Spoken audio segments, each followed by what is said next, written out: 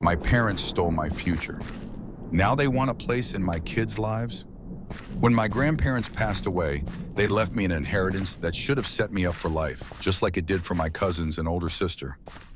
But my father thought he was smarter than my grandfather and decided to invest my money. By the time I was old enough to receive it, 90% of it was gone.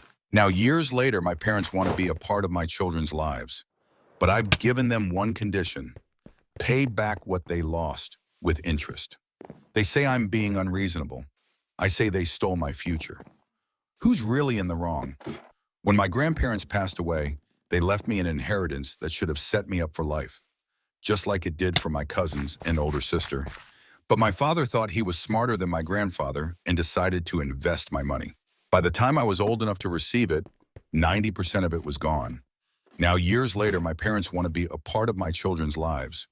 But I've given them one condition: pay back what they lost with interest. They say I'm being unreasonable. I say they stole my future. Who's really in the wrong? Growing up, I never questioned my parents' choices. I trusted them the way any child does, believing they always had my best interests at heart. When I was little, my grandparents were just stories to me, figures from my parents' past who had passed away too soon. But I knew one thing: they had loved me enough to leave me something, a financial safety net that would help me build a future. That inheritance wasn't just money, it was security.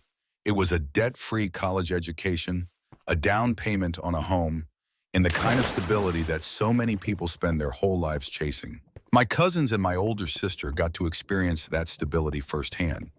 They graduated without loans hanging over their heads, moved into homes they owned instead of renting tiny apartments, and started their adult lives without financial stress weighing them down. That should have been my reality too. But my father decided he could do better than the carefully planned trust my grandfather had set up. He wasn't content with letting the money sit and grow the way it had been intended to. No, he wanted to prove he was smarter, that he could turn my inheritance into something even bigger. He played the market, made investments that he was convinced would pay off, and in his own words, took some risks. Risks with my future. I can still remember the moment I found out what had happened. I was 18, excited to finally access what I had always been told was waiting for me.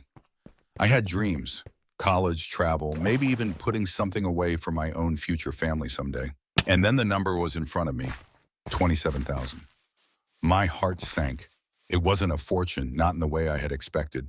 Certainly not the amount my grandparents had intended for me. Confused, I asked where the rest of it was. My father gave me a tight-lipped smile and said, "It didn't work out the way we planned." We, as if I had any part in the reckless decisions he had made. I remember feeling numb at first, then the slow rise of anger. My cousins had each received well over 6 figures. My sister too. But me had barely a fraction of what was supposed to be mine. My father tried to justify it, claiming he had been trying to do something good for me. My mother told me that money isn't everything, that I should be grateful for what I did have. But how could I be grateful for having my future stolen? For knowing that, because of my father's arrogance, I would have to struggle in ways my family never would? That moment changed everything for me. It shattered my trust in them. It made me realize that, to my father, proving himself had been more important than my stability. And the worst part? He never apologized. Not once. Not even when I confronted him about it. He just brushed it off, acted like it was something I should move on from, as if losing 90% of my inheritance was just an unfortunate mistake, rather than an outright betrayal. Now, years later, my parents want a relationship with my children. They want to be grandparents. But I can't forget what they did. I can't just sweep it under the rug while they act like nothing happened. If they truly regret it, if they want to make things right, then they need to take responsibility. And that starts with fixing what they broke. I spent years grappling with the loss of what should have been my financial foundation. It wasn't just about the money, it was about what it represented. My cousins and my older sister were given the chance to start their adult lives with stability, with opportunities that I had been denied. While they were buying their first homes, I was struggling to afford rent.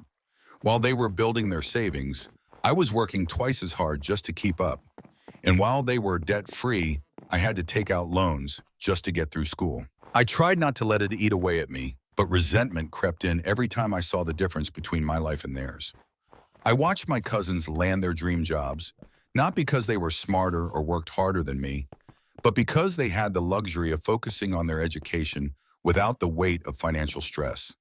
They could afford to take unpaid internships, network, and explore career paths without the fear of not making rent. I, on the other hand, had to take whatever job paid the bills. There was no safety net for me, not anymore. And my sister, she lived comfortably, untouched by the consequences of our father's arrogance. She never had to question where her money had gone or why she was struggling while everyone else thrived. It wasn't her fault, but it stung to see her benefit from the very thing I had been robbed of. She never once had to choose between eating a proper meal or paying an unexpected bill. She never had to put off milestones, buying a house, starting a family, because of financial insecurity. What made it worse was that my parents refused to acknowledge the depth of what they had done to me. To them, it was just money. A regrettable mistake, sure, but nothing worth holding a grudge over. They couldn't understand why I was so angry, why I couldn't just move on. My father still had the audacity to act like he had done his best for me, like his failure to handle my inheritance wisely was just an unfortunate misstep rather than a betrayal of trust. I asked him once if he would have done things differently. He hesitated for too long before answering. "I thought I was making the right choice," he finally said. That was the closest thing to an apology I ever got. But an apology wasn't going to change the reality I lived in. An apology wouldn't erase the years of struggling, the sleepless nights worrying about money, the feeling of watching everyone else move forward while I was left behind. I had to fight for every bit of stability I had, while my cousins and sister were handed theirs on a silver platter, the same one I should have had if only my father had left well enough alone. They don't get to pretend like none of this matters. They don't get to waltz back into my life and expect me to hand them the title of grandparents when they stole something so vital from me. They want a relationship with my children? Then they need to take responsibility for the damage they caused, because until they do, they will never understand just how much they took from me. I wish I could say that over time I found a way to forgive them, that the pain of what they did lessened, that I was able to let go and move on. But the truth is their betrayal left a permanent scar. It wasn't just about the money. It was about the trust that had been broken, the realization that my own parents had gambled with my future and refused to take responsibility for the consequences. How do you move past something like that when the people who hurt you refuse to even admit the depth of their mistake? For years, I carried that resentment quietly. I kept my distance, spoke to them less, and let my anger simmer beneath the surface. But when it came time for my wedding, I knew I had a decision to make.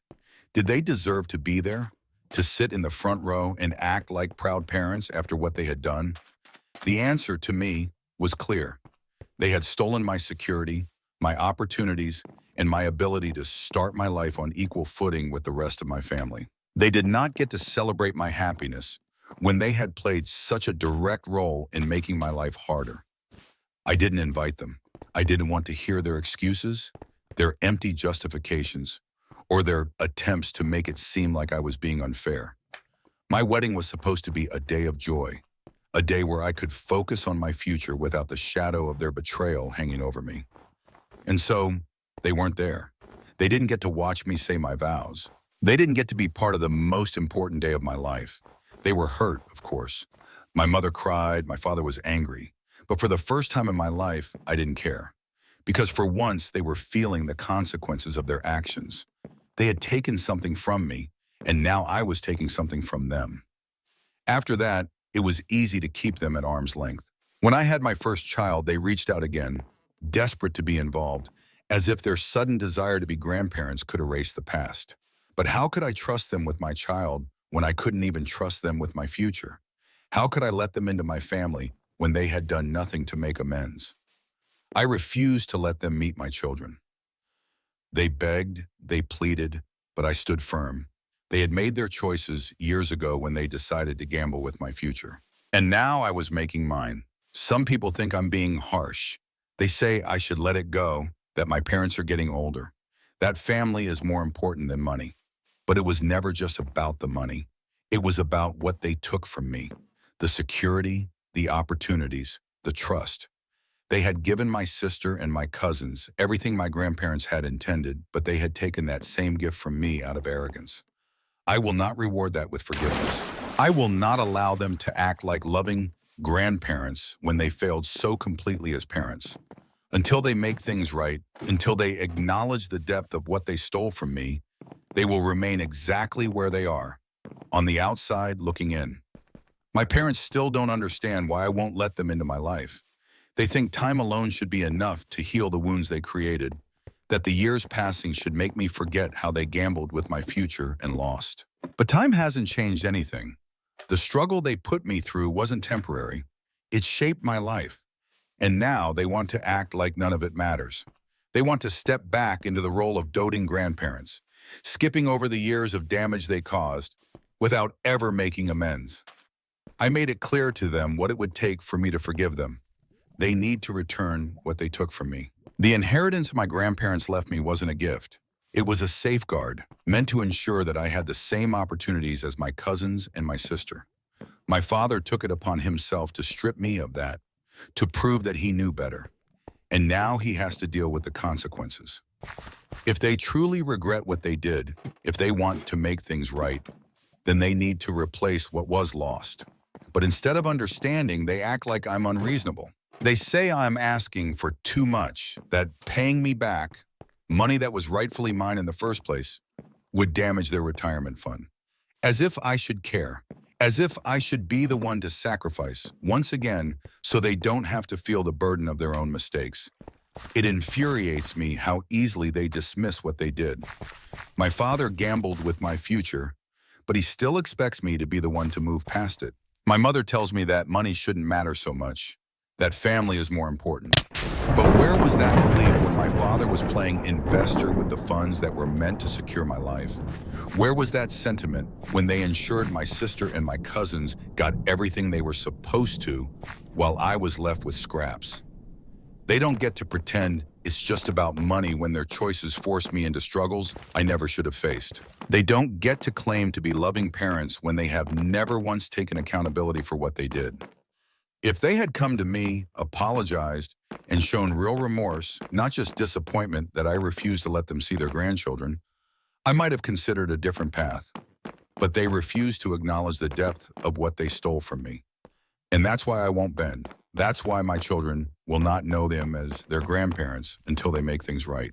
Because if I forgive them without accountability, if I let them in without consequence, then I am telling them that what they did was acceptable. And it wasn't. It never will be. So when my father tells me that I'm being unreasonable, when my mother begs me to reconsider, I remind them of one simple fact. They made their choices. Now they have to live with them. My sister has always been the one telling me I should move on. She says I'm being harsh, that I'm letting money come between me and our parents, that I'm punishing them in a way that's disproportionate to what they did. Every time the conversation comes up, she tells me I should let them see my children, that holding on to this anger isn't doing me any good. But it's easy for her to say that. She got her full inheritance. She never had to deal with the consequences of our father's arrogance. She never had to struggle to make ends meet while watching the rest of the family succeed. She doesn't understand what it's like to know that, because of one man's ego, the life you were supposed to have was stolen from you.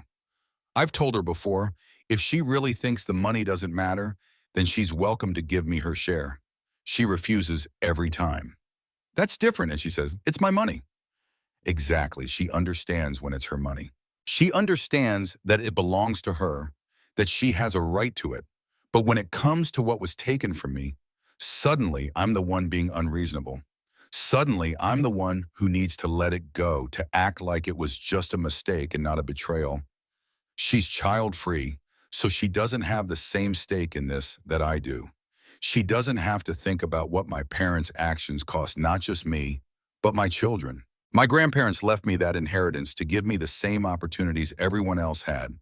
They wanted me to have security, to be able to provide for my family without struggling. And because of my father's choices, that was ripped away from me. And yet, my sister expects me to let them back into my life like nothing happened. I asked her once, why don't you have a child if it's so important for them to have grandkids? Why does it have to be on me to mend this bridge when I'm the one who was wronged? She didn't have an answer for that. I think deep down she knows I'm right. She knows that what happened to me wasn't fair, that if our father had done the same thing to her, she wouldn't be so quick to forgive. But she doesn't want to deal with that truth. It's easier for her to believe that I'm just being bitter, that I'm letting my anger control me. It's easier to side with our parents because she was never hurt by them in the same way. And maybe that's what frustrates me the most, that I'm standing alone in this while she gets to pretend none of it matters. She gets to have a relationship with our parents without any baggage, while I have to carry the weight of what they did. She gets to say family is more important than money because she never had to face the reality of what losing that money meant. But I did. I lived through it. I had to fight harder for everything I have because of what they took from me. So when she tells me I'm being mean, I remind her, this isn't about being cruel. It's about fairness. It's about accountability. It's about making things right. If they truly cared about being in my life, about being in my children's lives, then they would do what's necessary to fix what they broke. Until then, they can live with the consequences of their choices, just like I had to.